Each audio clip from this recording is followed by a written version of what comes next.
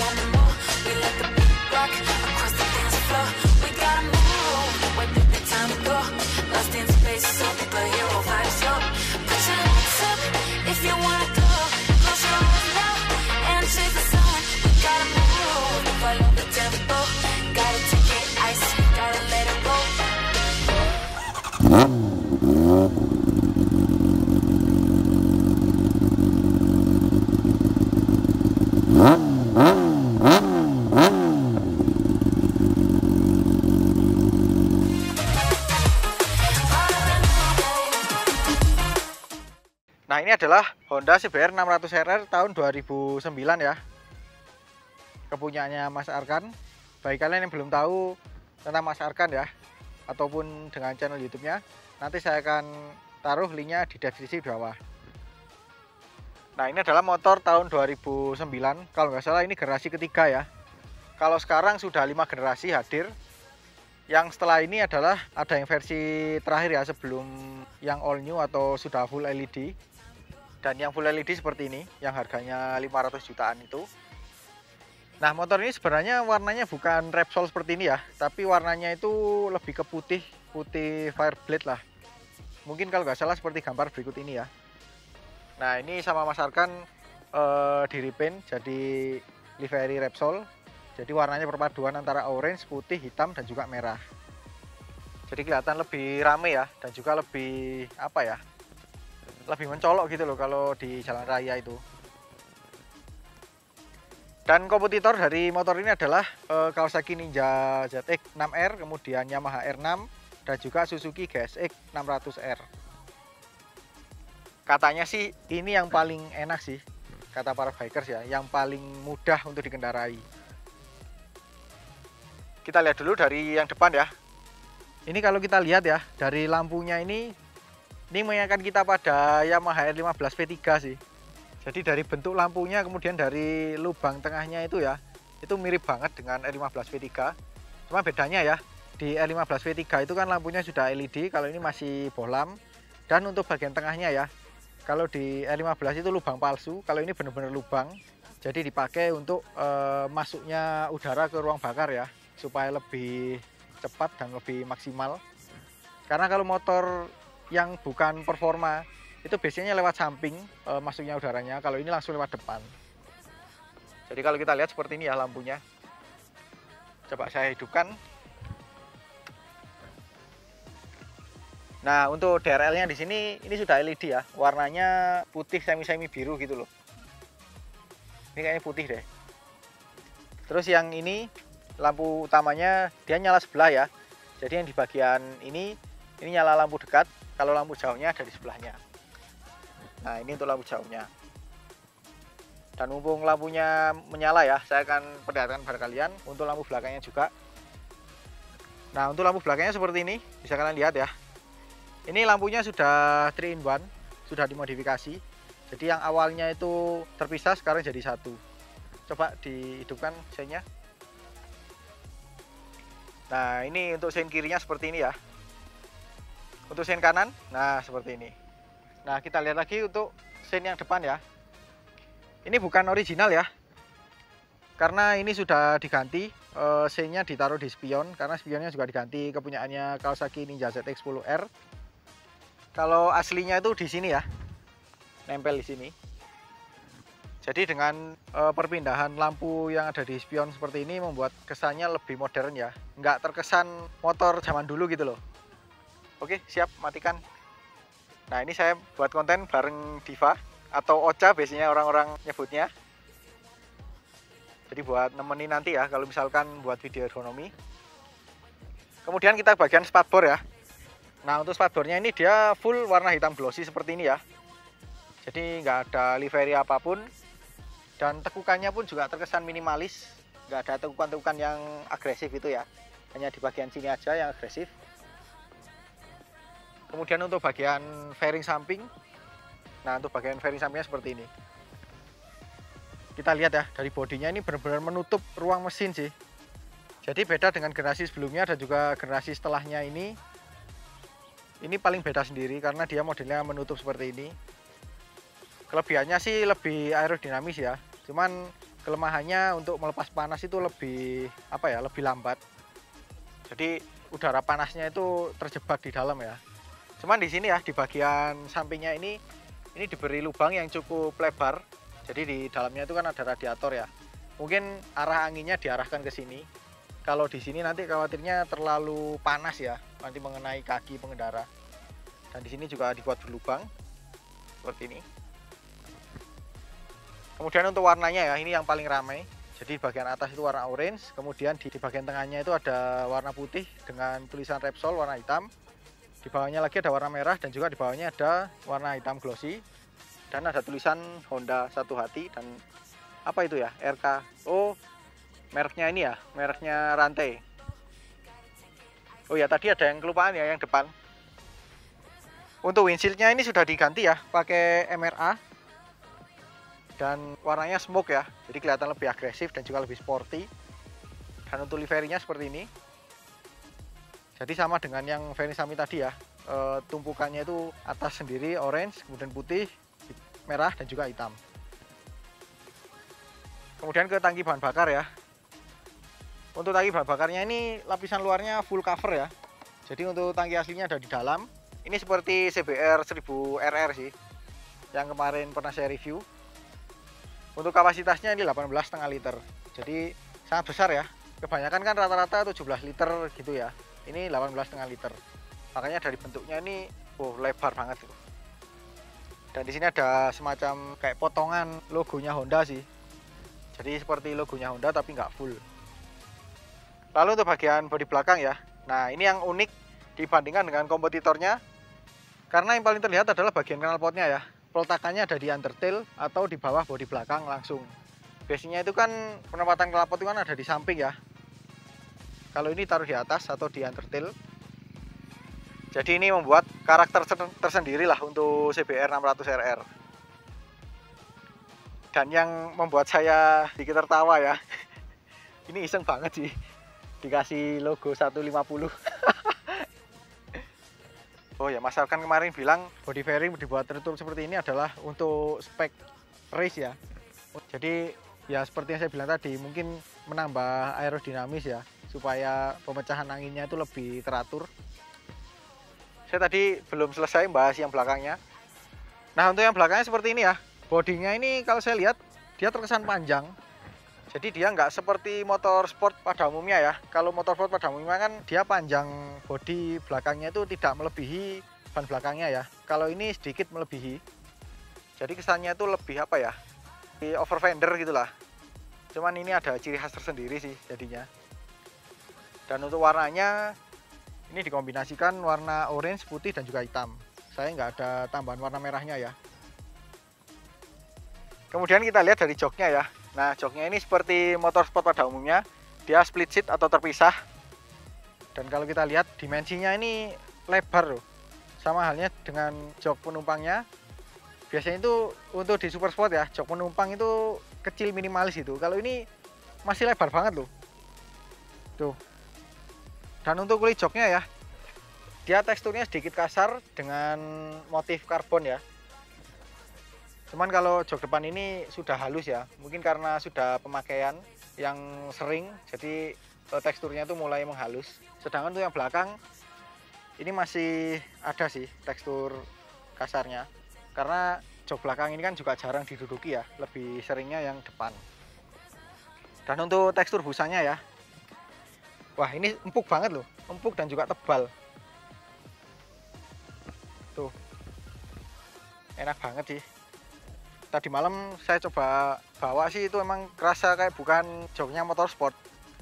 Lebih kayak jok apa ya? Lebih kayak jok motor touring malahan. Tapi yang belakang dia nggak setebal yang depan ya. Tapi secara dimensi sangat oke, memadai lah. Nah, kita ke kokpit ya. Untuk kokpitnya seperti ini. Nah, ini kelihatan rame ya, karena ini ada beberapa part modifikasi yang dilakukan. Kita akan mulai dari yang sebelah kiri ya. Di sini ada handle coupling dari Akosato. Pantas sih, soalnya rasanya enteng banget seperti asisten silver clutch, padahal ini bukan. Kemudian untuk hand gripnya dia diganti pakai Buick, warnanya hitam, jadi kesannya minimalis. Kemudian untuk tombol-tombol ya, nah ini ada perbedaan karena ada versi Jepang dan juga versi Eropa ya. Kalau versi Jepang seperti ini ada lampu dekat, lampu jauh, sein, dan juga klakson. Nah, untuk yang versi Eropa, dia itu ada hazard dan juga pass beam kalau nggak salah. Jadi dia lebih sederhana ya. Kemudian ke bagian belah kanan, ini sama handbrake-nya pakai Buick. Di sini ada engine key switch dan juga starter. Dan di sini ada tabung minyak rem dari Lightech, warnanya merah. Ini lebih kecil ya dimensinya ketimbang bawaannya. Karena kalau nggak salah yang bawaan itu ganggu ini ya, ganggu ini div ya. Yang bawaannya itu lebih besar, jadi dia mengganggu bagian ini. Nah, selanjutnya adalah di bagian handle rem ya, atau master remnya dia pakai Brembo. Oh iya, di bagian kunci dan juga segitiga atasnya. Untuk kuncinya seperti ini ya. Dia tidak dilengkapi dengan pengaman magnet, jadi ya nggak sama sih dengan motor 150 cc ya. Meskipun begitu, dia dilengkapi dengan HISS atau Honda Ignition Secure System, atau istilah singkatnya itu immobilizer lah. Jadi di sini ada tandanya, kalau kedip-kedip merah seperti ini berarti immobilizernya aktif. Dan untuk anak kuncinya seperti ini ya. Ini untuk zaman sekarang sih masih lebih keren adiknya, yaitu CBR 250RR ya. Kalau yang adiknya itu kan di bagian geriginya ini ada di dalam, kalau ini kan di luar. Dan juga di bagian cover hitamnya ini juga lebih bagus adiknya. Tapi untuk di zamannya ini udah keren sih. Di sini ada logo Hondanya warna putih seperti ini. Oh ya, stangnya tadi saya belum jelaskan ya, ini Andriok. Ya masa super sport pakai Apriok? Ya kali sport touring ya. Kemudian di sini ada ini ya, tempat untuk menyetel suspensinya. Kemudian kita lihat di bagian panel info speedometer ya. Di sini perpaduan analog dan digital ya. Di bagian tengah ini adalah analognya. Ini penunjuk putaran mesin, limitnya di 15.000 rpm. Cuman katanya Mas Arkan, mesinnya ini sudah di remap ya. Jadi dia bisa tembus sampai 17.000 rpm. Dan seperti yang saya bilang tadi, di sini ada lampu indikator kedip-kedip warna merah, karena ini indikator HISS-nya. Lalu di sini ada dua panel info digital, saya akan nyalakan. Nah, yang di sebelah sini adalah penunjuk sisa bahan bakar, di mana di kompetitornya itu tidak ada ya, hanya Honda CBR 600RR ini aja yang punya indikator sisa bahan bakar. Lalu di sini ada penunjuk kecepatan, di sini ada odometer. Ini berjalan 129.639 km. Nah, sebagai informasi ya, kemarin Mas Arkan bilang untuk panel info ini dia beli lagi karena yang lama itu dulu rusak ya. Nah, kebetulan yang dia beli sekarang ini itu bekasnya pengguna dari Malaysia. Nah, di Malaysia itu kan motor sport itu kan istilahnya motor besar lah ya. Itu bisa masuk tol, sehingga wajar sih kalau odometernya itu berjalan sangat banyak. Karena kemungkinan besar yang punya ini lebih sering pakai sih. Lalu di sini ada penunjuk suhu mesin, ini 80 derajat Celcius ya sekarang. Kemudian di sini ada jam. Nah, di sini ada dua tombol ya, ada select dan reset. Kita coba tekan yang select dulu. Di sini yang berubah adalah odometernya, yang berubah menjadi trip A, kemudian trip B, lalu kembali ke odometer. Dan untuk reset ini kayaknya untuk menyeting jam deh, karena saya tekan-tekan seperti ini nggak berfungsi. Dan di sini ada beberapa lampu indikator ya. Di sini ada sein kiri, sein kanan, di sini ada lampu jauh, netral. Di sini ada penunjuk oli kalau sudah naik, dan di sini ada penunjuk suhu kalau sudah overheat. Jadi seperti itu ya. Ya untuk di zamannya oke lah, infonya cukup informatif, terutama adanya itu ya penunjuk sisa bahan bakar.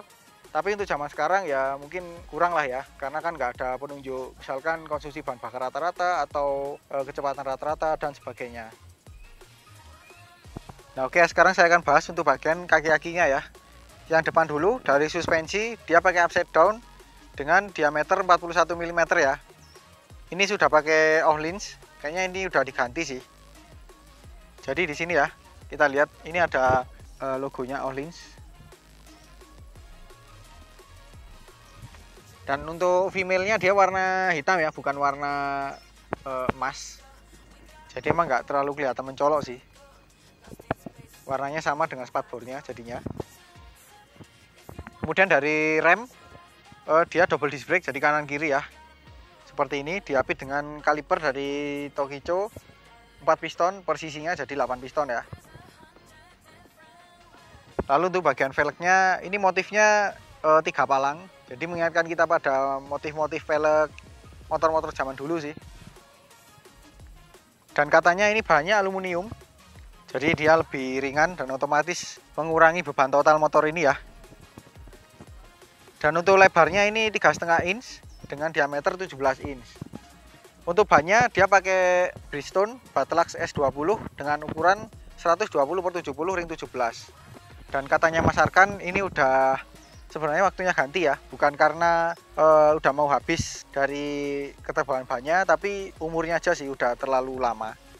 Untuk selang remnya ini sudah diganti juga, kelihatan kan? Pakai selang rem warna merah.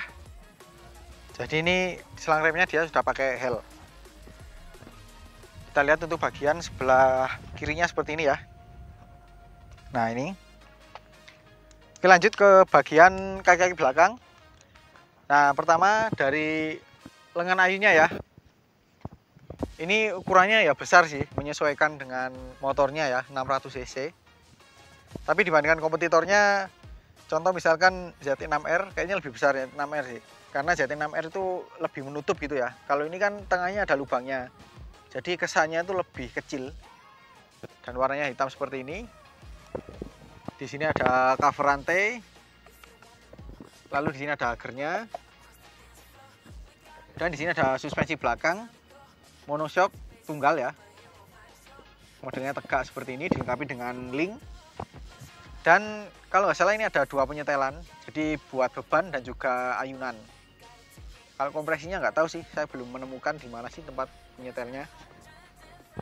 Oke lanjut, kita ke bagian velgnya ya. Nah untuk velgnya motifnya sama dengan depan, model palang 3. Dan ada detail ya, di sini ada lubangnya.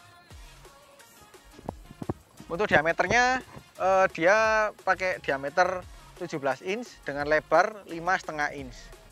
Kemudian bannya pakai Battlax S20 dengan ukuran 180/55 ring 17. Kita geser ke bagian kanan. Nah, di sini ada tabung minyak rem ya. Ini sama sih dengan yang depan, warnanya merah seperti ini.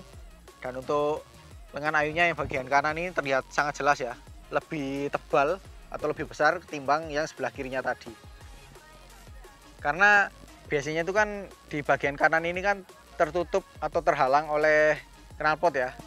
Ini dia lebih terlihat jelas karena knalpotnya dia ditaruh di undertail atau di bawah bodi belakang.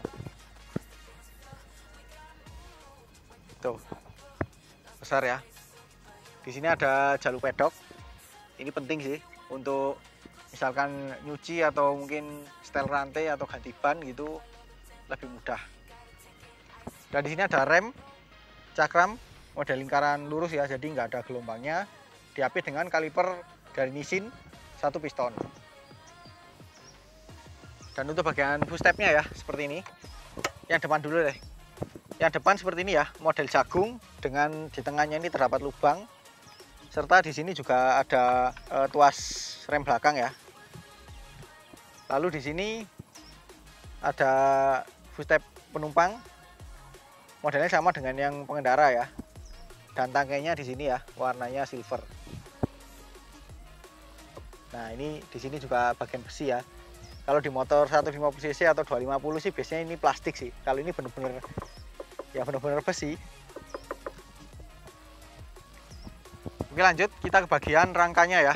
Nah, untuk rangkanya seperti ini. Dia warnanya hitam dengan konstruksi modelnya perimeter, atau kalau di Yamaha itu kan delta box ya. Tapi untuk bahasa umumnya itu perimeter. Nggak sebesar CBR 1000, tapi ya cukup besar. Dan dengan model rangka seperti ini membuat di bagian sini itu terlihat sangat padat ya. Oke, lanjut ke bagian mesin ya. Nah, mesinnya seperti ini. Ini karena pakai body custom ya, atau tipe yang menutup bagian ruang mesin, jadi kita nggak bisa melihat secara full ya untuk bentuk mesinnya atau tutup mesinnya seperti apa. Tapi nanti di gambar saya akan paparkan lah di sini. Nah, untuk mesinnya sendiri ya, spesifikasinya berkapasitas 599 cc, 4 silinder segaris, DOHC 16 katup, berpendingin cairan dengan rasio kompresi 12,2:1. Jadi bahan bakar yang pas untuk motor ini adalah oktan 98 ya. Dengan diameter kali langkah 67 kali 42,5 mm. Jadi karakternya lebih overbore, makanya tarikan atasnya itu lebih nendang ketimbang tarikan bawahnya. Untuk tenaganya 118 HP atau 119,2 PS di 13.500 rpm, serta torsi 66 Nm di 11.200 rpm. Untuk transmisinya 6 speed. Jadi emang untuk tenaganya itu yang paling besar, bisa dibilang paling kecil lah ya. Tapi untuk torsinya dia salah satu yang besar. Jadi nanti saya akan coba tes ya, merasakan bagaimana sih karakter mesin dari Honda CBR 600RR ini. Oh ya, kita belum coba ini ya, untuk suara mesin dan juga klaksonnya. Ayo Div, bocah, tolong. Oke, kita dengarkan.